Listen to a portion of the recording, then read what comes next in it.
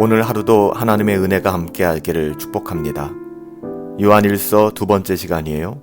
요한일서 1장 5절부터 10절까지의 말씀을 가지고 어둠은 빛을 이길 수 없습니다 라는 제목으로 하나님의 말씀을 함께 상고합니다. 사도 요한은 본문 5절에서 이렇게 증언합니다. 우리가 그에게서 듣고 너희에게 전하는 소식은 이것이니 곧 하나님은 빛이시라. 그에게는 어두움이 조금도 없으시다는 것이니라. 그동안 사도들이 예수 그리스도께 듣고 사람들에게 전했던 소식, 즉 복음이죠. 그 복음은 하나님께서 빛이라는 사실이었어요. 하나님께서는 어두움이 조금도 없으신 분이지 않습니까? 빛은 하나님의 모든 속성과 덕의 완전한 영광을 나타내지만 특별히 하나님의 지식과 도덕성을 드러내는 단어이기도 합니다. 그러니까 무지나 불의 혹은 악함과 거짓은 어두움의 영역이지만 하나님의 의로우심과 선하심 그리고 그분의 진리는 빛이라는 것이죠. 오직 하나님께 속한 지식과 의로움 그리고 선과 진실은 빛과 같이 충만한 거예요. 이어서 사도 요한은 이렇게 증거합니다. 6절, 7절 말씀이죠. 만일 우리가 하나님과 사귐이 있다 하고 어둠에 행하면 거짓말을 하고 진리를 행하지 아니함이거니와 그가 빛 가운데 계신 것 같이 우리도 빛 가운데 행하면 우리가 서로 사귐이 있고 그 아들 예수의 피가 우리를 모든 죄에서 깨끗하게 하실 것이요. 하나님께서 빛이라는 사실은 하나님의 자녀된 우리 역시 빛 가운데 살아가야 한다는 것을 보여주고 있습니다. 빛 대신 하나님을 알고 그 하나님과 교제하는 사람들이 어찌 어둠 속에 머물러 있을 수 있겠어요?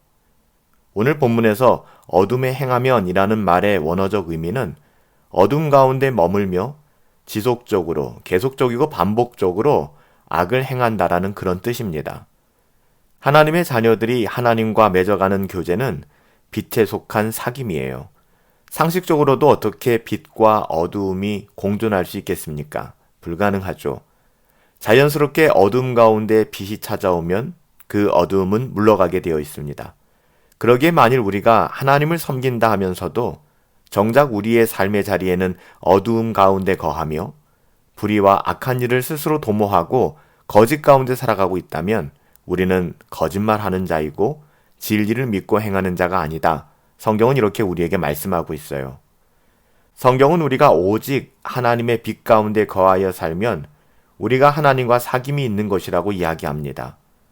우리가 그렇게 경건을 추구하고 거룩함으로 하나님의 자녀답게 살아가기를 애씀이 바로 빛 가운데 거한다라는 증거다. 이렇게 이야기하는 것이죠. 다윗 역시 다르지 않았어요. 시편 15편에 보면 다윗은 이렇게 고백합니다. 여호와여, 주의 장막에 유할 자가 누구오며 주의 거룩한 산 성산에 거할 자가 누구오리이까?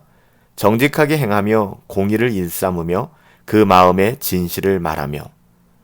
이처럼 우리들에게 하나님께서 은혜로 주신 의로움과 진실함이 있을 때 하나님의 아들 예수 그리스도의 피가 우리를 모든 죄에서 깨끗하게 하심이 증명된다. 사도 요한은 이렇게 증언하고 있는 거예요.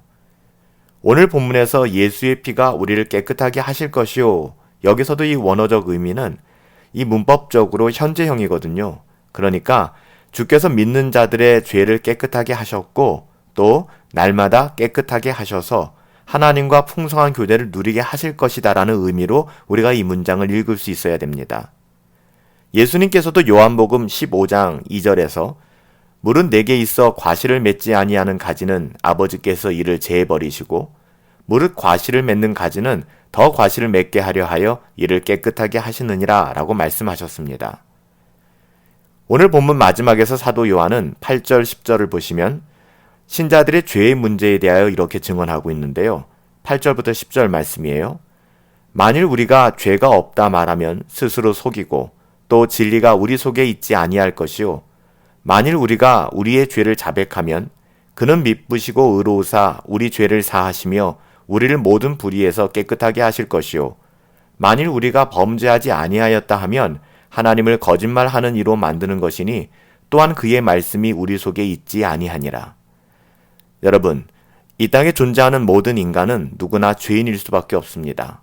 심지어 구원받은 하나님의 자녀들 속에도 여전히 죄성이 남아있지 않습니까? 그러기에 만일 누구든지 자기 자신 속에 죄가 없다라고 이야기한다면, 그렇게 생각한다면 그 사람은 자기 자신을 속이는 것이요 진리가 그 속에 있지 않다라고 말씀하고 있어요. 하나님의 말씀입니다. 죄인인 우리가 하나님의 진리 안에 들어온 것은 우리의 죄를 인정하고 뉘우치며 버리기를 결심하게 만드는 하나님께서 주신 거듭남의 은혜가 있었기 때문에 그것이 가능하게 된 거예요. 하나님께서 우리를 지켜주지 않으셨더라면 우리는 언제든지 죄의 나락으로 떨어질 수밖에 없었다는 것이죠.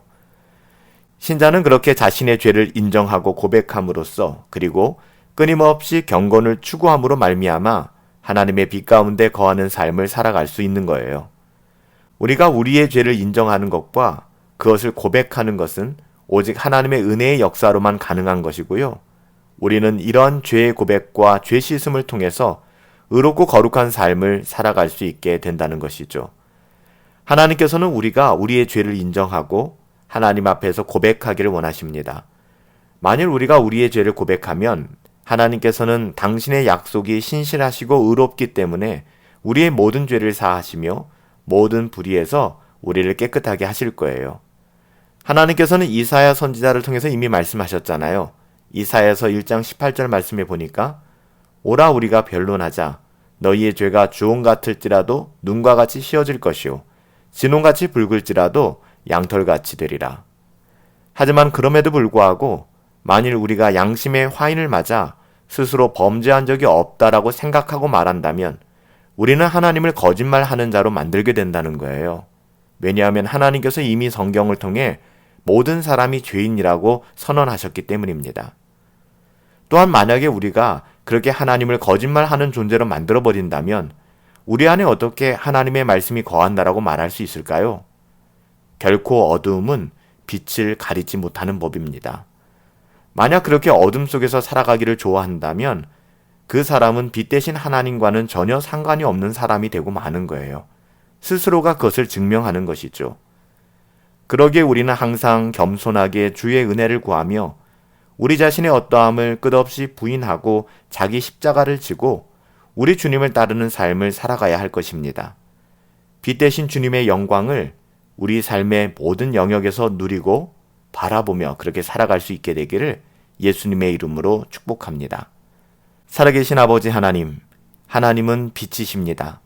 그리고 우리를 그 빛 가운데 부르셨습니다.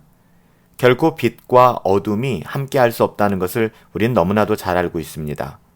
어두움은 빛이 오면 물러가게 될 것입니다. 빛의 자녀로서 부르심 받았사오니 빛의 자녀로 살아갈 수 있도록 은혜를 더하여 주옵소서. 어둠은 결코 빛을 이길 수 없습니다. 오늘 우리에게 주어진 모든 삶의 자리에서 그리고 그 어떤 순간에도 하나님의 자녀답게 빛의 자녀로서 살아가게 하옵소서. 예수님의 이름으로 기도하옵나이다. 아멘. 빛 대신 하나님의 자녀답게 우리를 둘러싼 모든 어둠을 밝히며 살아갈 수 있기를 소망합니다. 오늘 하루도 성령 충만하시고 주의 은혜 안에서 승리하십시오.